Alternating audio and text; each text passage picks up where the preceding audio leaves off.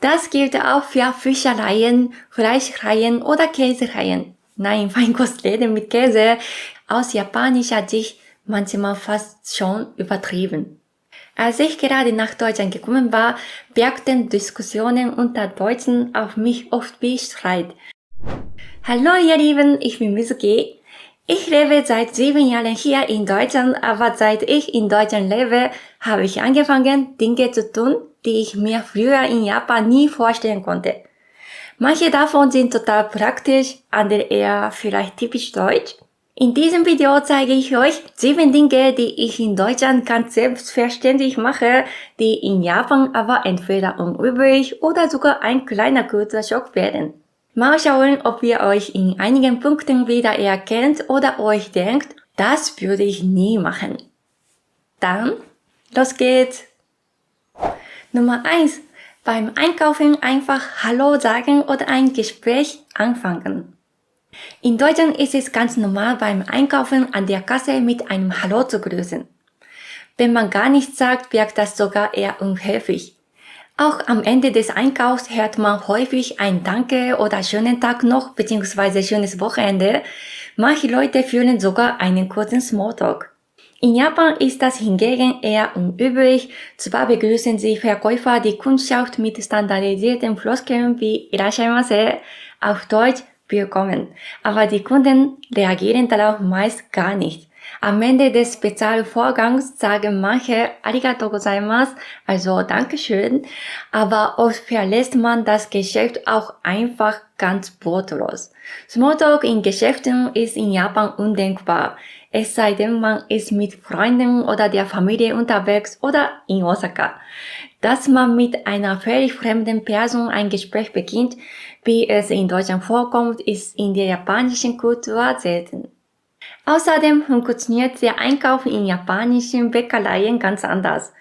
Dort nimmt man sich die Backwaren selbst und bringt sie zur Kasse, ähnlich wie bei Backwerk in Deutschland.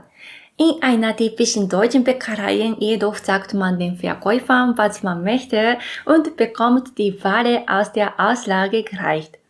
Das gilt auch für Fischereien, Fleischereien oder Käsereien. Nein, Feinkostleben mit Käse.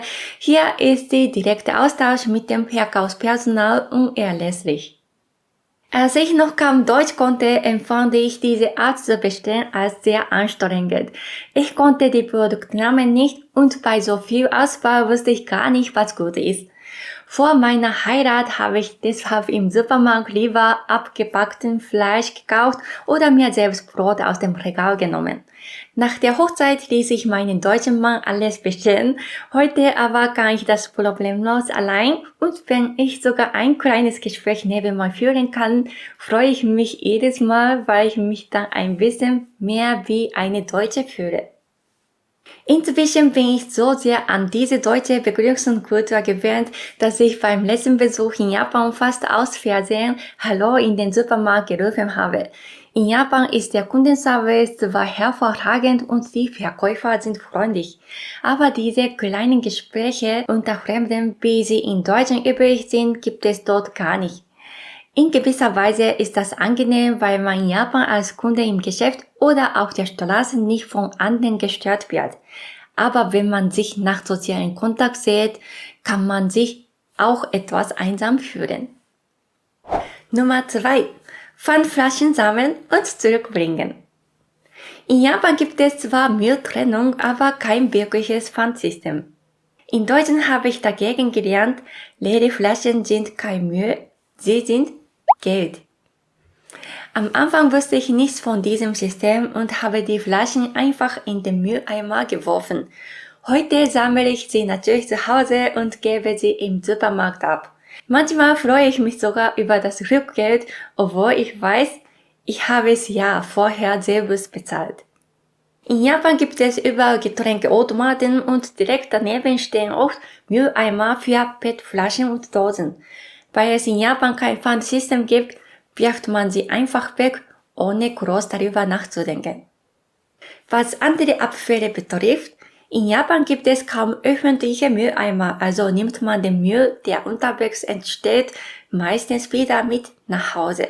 Oder man hat Glück und findet irgendwo draußen einen Mülleimer. Was jedoch gar nicht geht, ist es, Hausmüll absichtlich in öffentliche Mülleimer zu werfen, zum Beispiel beim Kombini.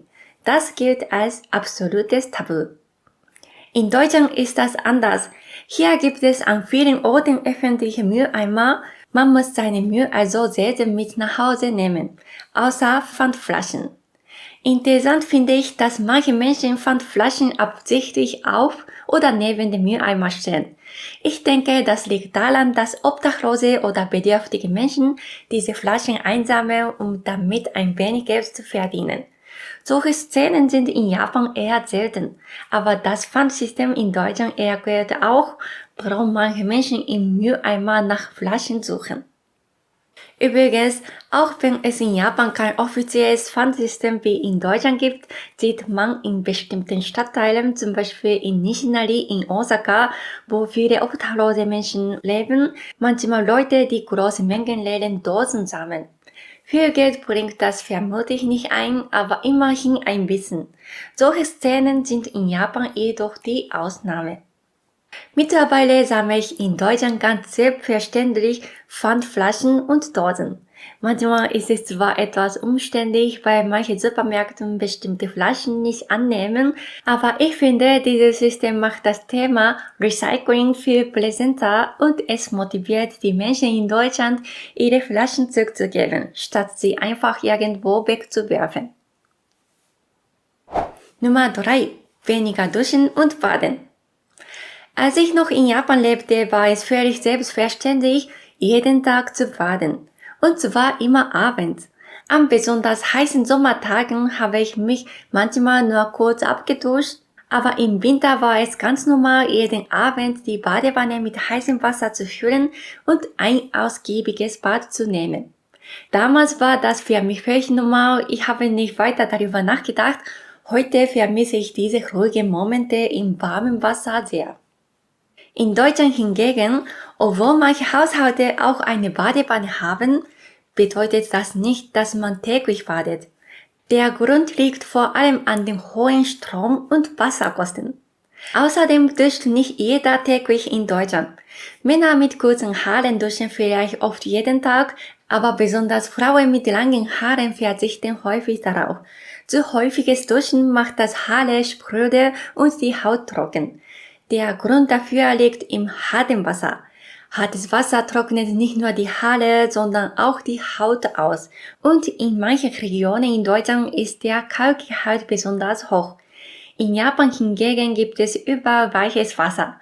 Daher fühlt sich das Haar nach dem Waschen dort ganz anders an. Auch das Aufschäumen des Shampoos hängt stark vom Wasser ab. Mit weichem Wasser entsteht Schaum sehr leicht, während man bei hartem Wasser die Haare grundsätzlich nass machen muss, damit es überhaupt schäumt. Übrigens kann man in Deutschland Leitungswasser trinken. Als ich neu in Deutschland war, habe ich ganz selbstverständlich das Wasser aus dem Hahn getrunken. Aber weil es hart ist, hatte ich anfangs oft einen leicht empfindlichen Magen. Mit der Zeit hat sich mein Körper jedoch daran gewöhnt und heute habe ich damit gar keine Probleme mehr. Hinzu kommt, dass die Luftfeuchtigkeit in Deutschland deutlich niedriger ist als in Japan. Man hat im Winter außer an heißen Sommertagen oft gar nicht das Bedürfnis, täglich zu duschen.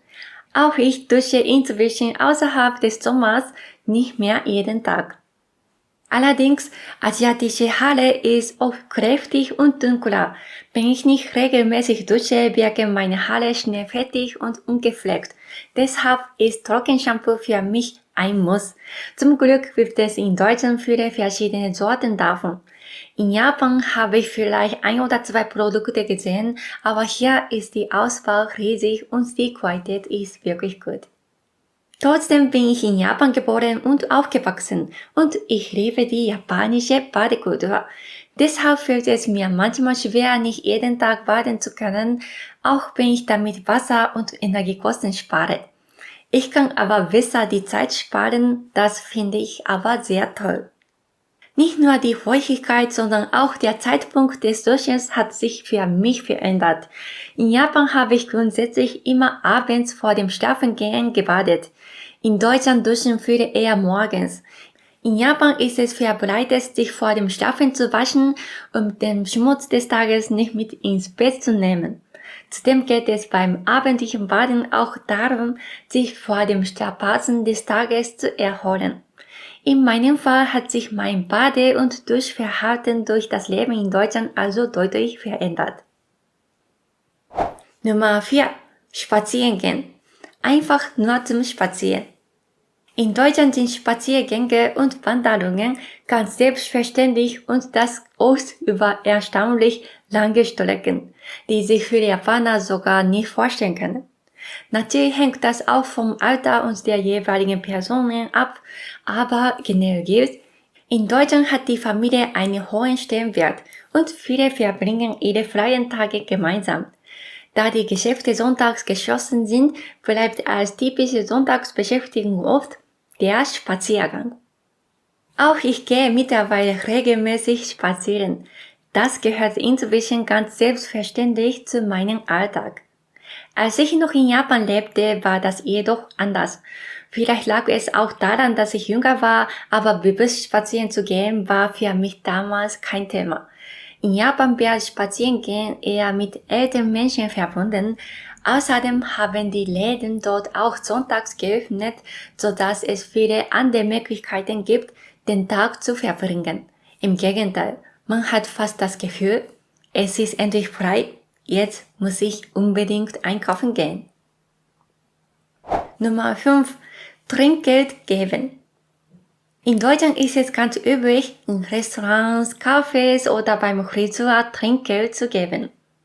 Es ist zwar keine absolute Pflicht, aber es herrscht eine Art unausgesprochene Erwartungshaltung.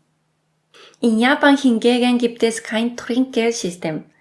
Selbst wenn man in einem Restaurant ist, muss man kein Trinkgeld geben. Im Gegenteil, in Japan kann Trinkgeld sogar als unangebracht oder Beleidigung empfunden werden. Manche verbinden es mit Bestechung oder sogar Prostitution. Es kann die Mitarbeitenden in Verlegenheit bringen, weshalb es besser ist, darauf zu verzichten. Generell ist in Japan die Vorstellung tief verankert, dass guter Service aus Höflichkeit und Pflichtbewusstsein erbracht wird, ohne eine Gegenleistung zu erwarten. Deshalb ist Trinkgeld dort grundsätzlich nicht notwendig. Nun gebe ich aber in Deutschland selbstverständlich Trinkgeld. Nummer 6. Wochentage und Feiertage. In Deutschland muss man an Sonntagen und gesetzlichen Feiertagen besonders ruhig sein. Diese Regelung, Tage der Ruhe und seelische Erholung, hat ihren Ursprung im Christentum. An diesen Tagen sollte man nicht staubsaugen, waschen oder laute Hausarbeiten verrichten, sondern Rücksicht auf die allgemeine Ruhe nehmen. Zwar haben Cafés, Restaurants und Tankstellen auch Sonntag geöffnet, doch Supermärkte und Drogerien sind in der Regel an Sonntagen und Feiertagen geschlossen. Deshalb muss man seine Einkäufe im Voraus planen und rechtzeitig erledigen. Deshalb achte ich in Deutschland immer genau auf die Wochentage. Sonst passiert es sowas. Wenn mir zum Beispiel um 22 Uhr am Vorabend einfällt, dass am nächsten Tag ein Feiertag ist. Ich bin aber noch erleichtert, wenn es nur ein einzelner Feiertag ist. Naja. Damit solche Überraschungen gar nicht erst passieren, gucke ich inzwischen regelmäßig, welcher Wochentag gerade ist und ob ein Feiertag bevorsteht. In Japan hingegen haben die meisten Supermärkte auch an Sonntagen und Feiertagen geöffnet, außer vielleicht zu besonderen Anlässen wie Neujahr. Selbst wenn man etwas vergisst, ist das also kein Problem. Außerdem werden in Deutschland Geburtstage und Weihnachten wirklich ausgiebig gefeiert, aus japanischer Sicht manchmal fast schon übertrieben. In Japan habe ich meinen Geburtstag eigentlich nur als Kind richtig gefeiert. In Deutschland hingegen ist es ganz selbstverständlich, dass auch Erwachsene ihren Geburtstag feiern. Besonders runde Geburtstage wie der 50. werden oft groß zelebriert. Was mich anfangs überrascht hat, in Deutschland organisiert das Geburtstagskind die Feier selbst. In Japan ist es genau umgekehrt. Dort wird man als Geburtstagskind von anderen gefeiert, wenn überhaupt eine Party stattfindet. In Deutschland hingegen muss man frühzeitig planen, wie man seinen Geburtstag feiern möchte, und auch als Gast sollte man vorbereitet sein, zum Beispiel mit einem passenden Geschenk. Deshalb ist es in Deutschland besonders wichtig, die Geburtstage von Familie und Freunden und natürlich auch Weihnachten im Blick zu behalten. Nummer 7. Direkt sagen, was man denkt. Auch Kritik. In Japan wird eher indirekt kommuniziert, während man in Deutschland sehr direkt ist. Ich war zuerst schockiert, aber inzwischen bin ich auch direkter geworden. Natürlich nur, wenn mein Gegenüber kein Japaner ist. In meinen früheren Videos habe ich bereits mehrfach über sprachliche Unterschiede gesprochen, daher werde ich dieses Thema heute nicht allzu tief behandeln. Doch grundsätzlich lässt sich sagen, während die deutsche Sprache eine sogenannte Low-Kontext-Sprache ist, in der Dinge direkt und klar ausgedrückt werden, ist Japanisch eine High-Kontext-Sprache, bei der vieles indirekt gesagt wird und daher der Sinn aus dem Kontext erschließen muss. Diese Unterschiede führen zu sehr verschiedenen Kommunikationsstilen. In Deutschland muss man also oft klar und direkt sprechen, sonst wird man nicht richtig verstanden. Auch ich bemühe mich in Deutschland, meine Meinung deutlich und offen zu sagen. Aber da ich in Japan geboren und aufgewachsen bin und Japanisch meine Muttersprache ist, empfinde ich diesen direkten Austausch manchmal als anstrengend.